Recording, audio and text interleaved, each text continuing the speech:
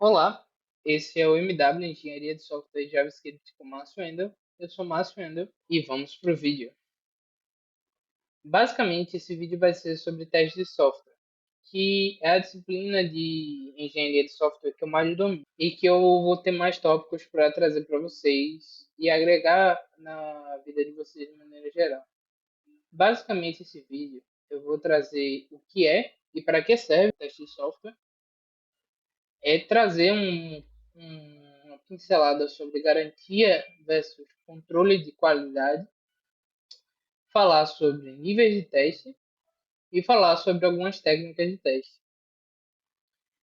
De início, eu vou falar sobre o que é teste de software e para isso eu vou usar uma conceituação do sílabus, que é uma fonte de conhecimento de uma certificação chamada CTFL, de uma instituição brasileira de software, de teste de software, que é o seguinte: o teste de software é um conjunto de atividades para descobrir defeitos e avaliar a qualidade dos artefatos de software.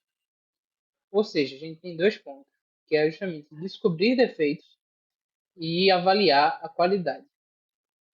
Ou seja, a gente vê logo que o teste ele vai servir para identificar a presença de defeitos e inconformidades do nosso software em relação a certos requisitos. Basicamente, a melhor forma de conceituar o teste de software é por aí.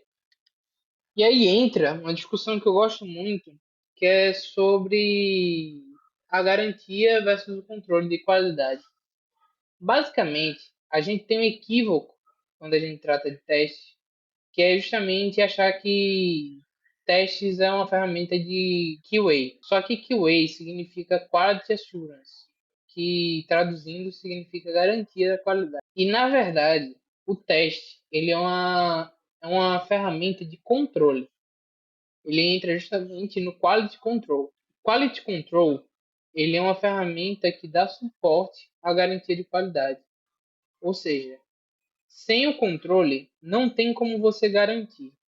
Pelo menos não é fácil garantir sem o controle. E qual a diferença entre as duas áreas? Basicamente, o Quality Assurance, não o profissional, mas a área de conhecimento é focada nos processos. Ou seja, de maneira proativa, através de uma abordagem proativa, vai se garantir a qualidade através do foco em tipo, a gente está fazendo o que deveria ser feito, a gente está fazendo da melhor forma possível. O controle de qualidade ele é focado no produto, ou seja, já tem uma coisa que a gente fez e de maneira reativa a gente vai identificar, detectar se existe algum problema, se existe algum defeito nesse processo, nesse produto, no caso. E justamente é aqui que o teste ele está alocado. Só que esse equívoco de que o profissional responsável pelos testes hoje em dia é o QA, mas é importante identificar que o teste ele é uma ferramenta de controle de qualidade, não de garantia. Aí entram os níveis de teste.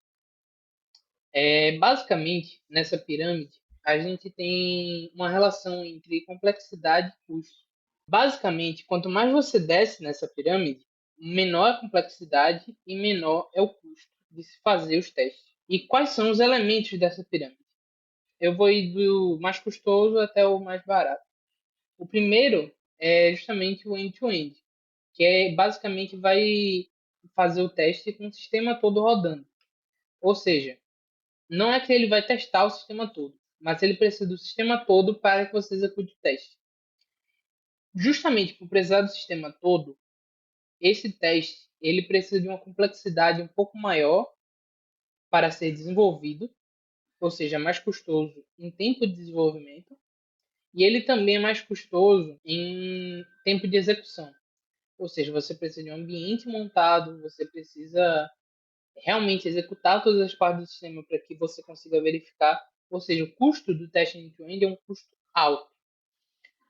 Aí entra o próximo nível, que é o teste de integração, que ele vai pegar partes do sistema e vai testar a interação entre elas. O custo é menor do que o testar com o sistema todo, mas ele ainda tem um custo maior do que o testar de maneira isolada cada componente. E aí é que entra os testes unitários. Os testes unitários eles são o teste de uma parte isolada, de uma unidade muito pequena do sistema. O custo para fazer ele é muito baixo. É o mais baixo dentre esses três. E justamente por isso que é muito mais fácil você fazer uma grande quantidade de testes unitários. Só que aí entra um tópico. Se os testes unitários são os mais fáceis de fazer, por que a gente não faz só o teste unitário? Por que a gente não foca mais no que é mais barato, em vez de fazer testes end-to-end? Ou até fazer uma visão contrária. Eu posso fazer testes end-to-end e já vou testar tudo, não vou precisar testar as partes. Vê, o ideal é fazer o mais barato.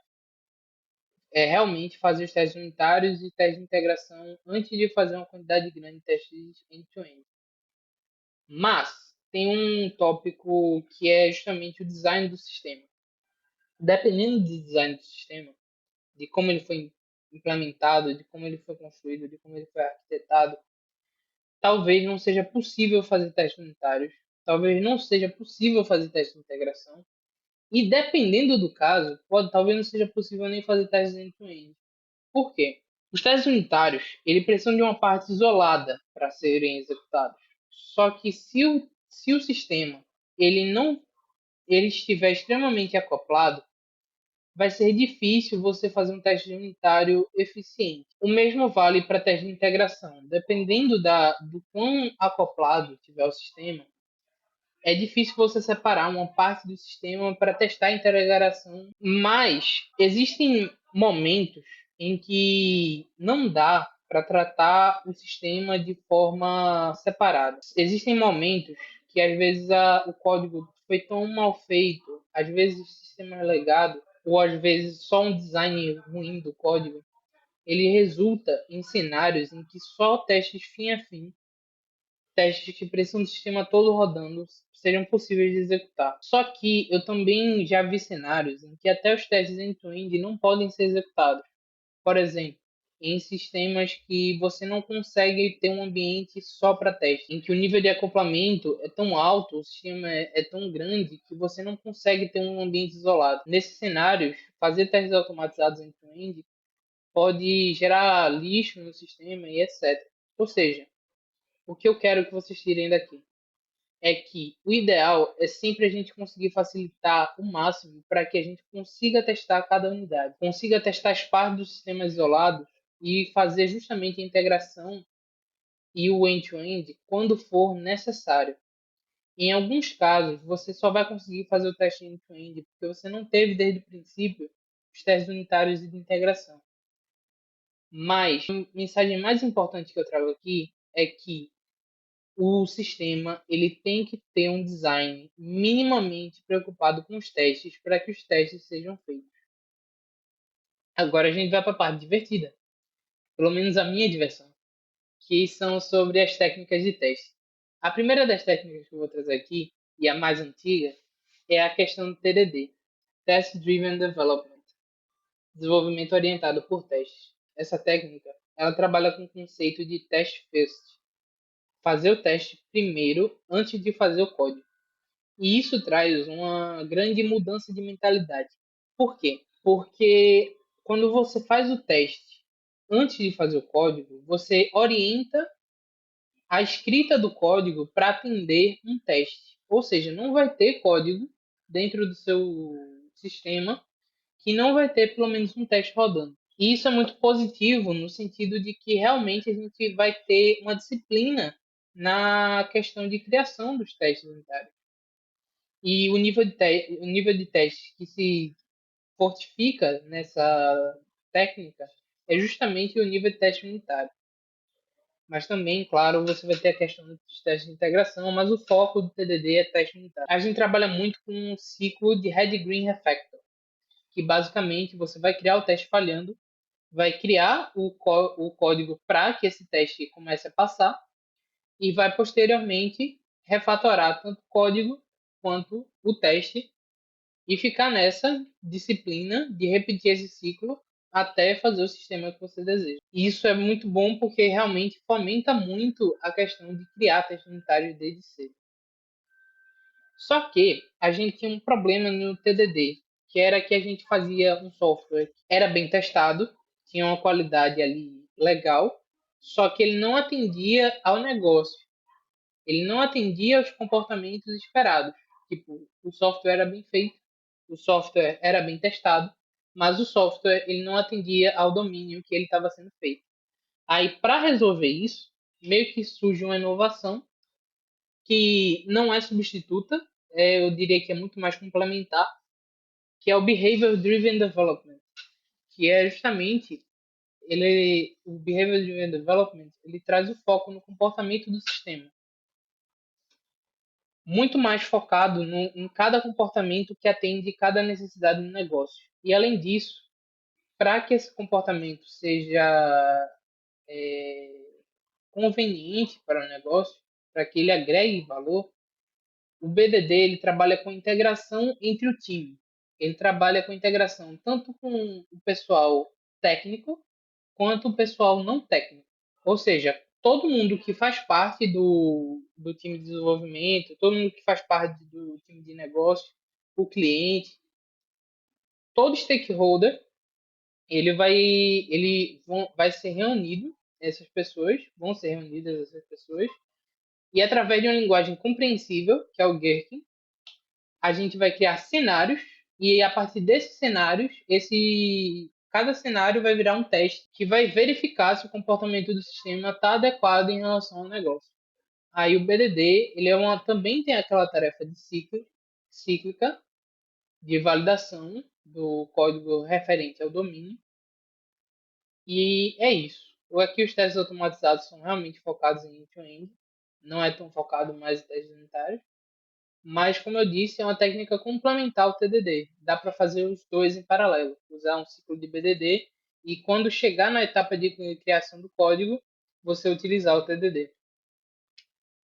E aí entra a técnica do meu coração, a técnica que eu trouxe no meu TCC. Como eu disse, eu sou estudante de Sistema de Informação na UFPE. E essa técnica realmente é muito especial para mim, que é o teste de mutação. Basicamente, o teste de mutação ele trabalha na perspectiva de inverter a visão do teste. Em vez de testar o código, aqui a gente está testando o teste. E como é que se testa o teste? O teste ele é feito para identificar a presença de defeitos. Ou seja, para testar o teste, a gente só precisa introduzir uma falha e verificar se o teste ele identifica essa falha. No caso, seria uma falha artificial. E o que é que acontece? Essa técnica ela tem um custo altíssimo. Por quê? Porque para executar a técnica, você tem que clonar o código, introduzir uma falha e rodar toda a bateria de testes para ver se esses testes identificam a falha. Dependendo do jeito que você introduz essas falhas, a gente vai precisar de diversos clones, com pequenas falhas em cada um deles. E para cada clone, a gente vai ter que executar novamente a bateria de teste. Ou seja, essa técnica tem um custo computacional altíssimo. E justamente por isso que ela tem um foco maior em testes unitários. Porque, como eu disse anteriormente, os testes unitários eles são o nível mais barato de testes possível. Aí, justamente, a gente testa a bateria de testes unitários justamente por ser mais barato. O conceito de teste de mutação, de introduzir as falhas e criar não é exclusivo dos testes unitários, mas é uma questão mais de viabilidade. Não tem teste de mutação em outros níveis de teste justamente por ser mais complexo. Isso não é viável muitas vezes você fazer o teste de mutação em outros níveis, mas é possível aplicar, só não é viável mesmo. Aí é isso. E aí entra a questão de uma ideia que eu tive para movimentar o canal de maneira geral, que é fazer lives onde eu vou executar os testes de mutação ao vivo, tanto para ensinar quanto para mostrar todo o processo de como é o teste de mutação, como a gente faz a triagem dos projetos para realmente ver se consegue integrar com a ferramenta de teste de mutação. E, basicamente, no meu TCC, eu utilizei projetos de software livre e executei o teste de mutação para ver se tinham alguns pontos falhas nesse projeto. E, obviamente, eu encontrei falhas nos projetos de software livre, na bateria de teste dos projetos. Aí, o que é que acontece? Eu fiz para o escopo do meu TCC e eu não fiz nenhuma submissão. E aí eu queria fazer justamente a tentativa de executar esse teste de mutação para conseguir submeter um merge request para algum projeto relevante de software livre. Aí eu vou trazer essa série aqui no canal, vou fazer lives, não sei quando, mas assim que eu tiver mais tempo, eu vou fazer isso de maneira organizada. Aí é isso. Uma ideia que eu tive para fazer live é justamente tentar fazer essa submissão e ter vocês para me acompanhar nessa trajetória. E é isso. Basicamente, o cronograma do canal está um pouco atrasado. Eu ia fazer esse vídeo no sábado passado, mas não consegui, porque eu só consigo gravar os sábados e sábado passado eu não consegui fazer o vídeo. E o próximo vídeo, que vai ser sobre engenharia de software, reforço que eu não tenho tanto domínio da área como engenharia de software como um todo, mas eu vou tentar fazer o meu melhor para trazer alguma coisa que agregue valor, que vai sair no dia 4 de outubro de 2025. Aí eu vou dar uma pincelada sobre tudo do que se trata a área. E é isso, muito obrigado e tchau.